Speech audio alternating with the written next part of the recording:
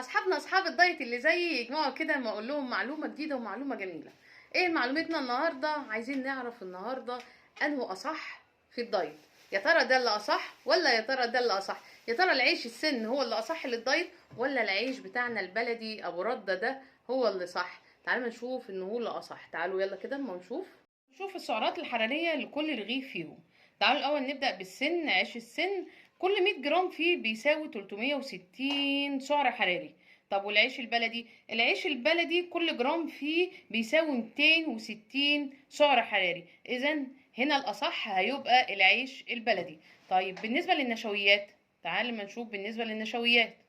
العيش البلدي من النشويات البسيطة لأن نسبة الدقيق فيه عالية، الدقيق الأبيض. بالنسبة للعيش السن فهو من النشويات المعقدة لأن الدقيق اللي فيه دقيق القمح فيه نسبة عالية من قشور القمح. دي حاجة طبعا هتصدمنا لأن كمان زي ما قلت لكم سعراته الحرارية عالية جدا.